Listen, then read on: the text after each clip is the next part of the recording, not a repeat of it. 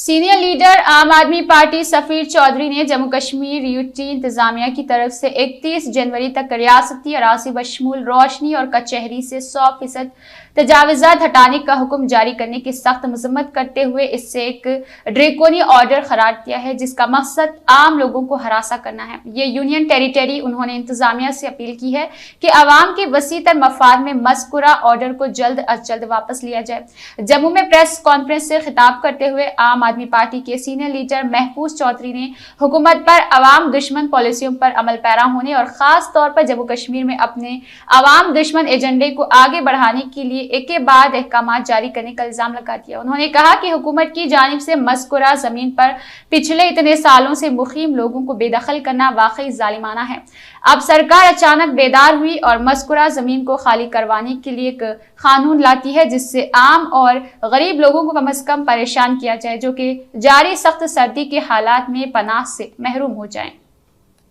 जैसा कि आज की प्रेस कॉन्फ्रेंस के लिए सबसे पहले तो आप मीडिया बंधुओं का बहुत बहुत शुक्रगुजार हैं हम कि आप एक बहुत इंपॉर्टेंट विषय के ऊपर बात जो रखनी थी हमने उसके लिए आए हैं आप, इसके लिए हम आपके शुक्रगुजार हैं। दूसरी बात, अभी हमारे जम्मू कश्मीर के अंदर एक 5-6 दिन पहले एक ऑर्डर निकला था कि भाई जितने भी स्टेट लैंड, फॉरेस्ट लैंड, रोशनी एक्ट की लैंड, जितने भी किसी के पास कनाल 10 मरले 5 मरले हैं तो उसको विकेट करने का एक ऑर्डर निकला था। उस ऑर्डर के ऊपर ब्रीफ करते हुए यहाँ के चीफ सेक्रेटरी हमारे जो हैं उन्होंने एक स्टेटमेंट दी। उस स्टेटमेंट में रात से देख रहा था कि उस स्टेटमेंट में उन्होंने कहा जी गरीब लोगों को नहीं छेड़ा जाएगा और जो बिग चंक ऑफ लैंड्स हैं उनको हम कवर करेंगे और जो जिन लोगों के पास 500 कनाल, 100 कनाल, 200 कनाल ज़मीनें हैं वो रिकवर करेंगे।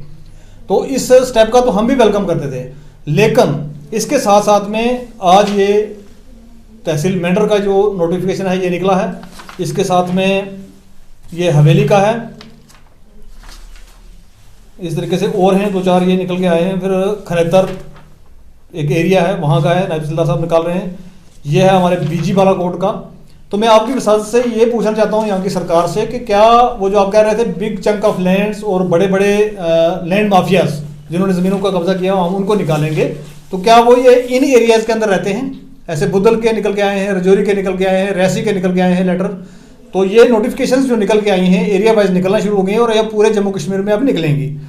जैसे कि इनकी ये दिख रहा है हमें कि डेली 2-4 एरिया के नोटिस निकल के आ रहे हैं, तो इसके हिसाब से ये पूरे जम्मू कश्मीर के निकलने हैं। हम आपकी विसात से यहाँ की एडमिनिस्ट्रेशन को, यहाँ की गवर्नमेंट को ये बताना चाहते हैं कि ये जो अगर आप कह रहे हैं कि बिग चंक ऑफ लैंड्स जो है लोगों ने कवर करके रखे हुए हैं स्टेट लैंड के, तो क्या ये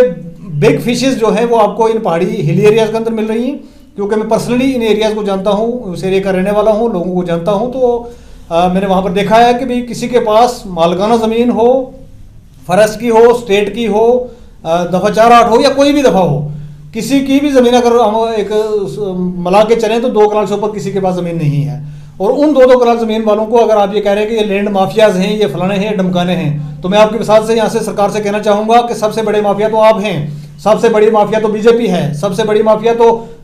सिटी के अंदर, शहर के अंदर हज़ारों करोड़ रुपए की ज़मीन को लेके बैठे हुए हैं। उन लोगों के ऊपर कार्रवाई ना करके आप जो ये रूरल के अंदर जा रहे हैं और गरीब लोगों को परेशान कर रहे हैं, इस परेशानी को ख़त्म किया जाए। मैं आपके साथ से आज की यही बात रखना चाहता हूँ और साथ में ये कहना चाहता हूँ अपनी पब्लिक से भी कि डरने की कोई बात नहीं है। आज वक्त आ गया निकलने का, आज तक नहीं निकले थे आप लोग, अब निकलिए प्लीज़ और अपनी ज़मीनों को बचाइए।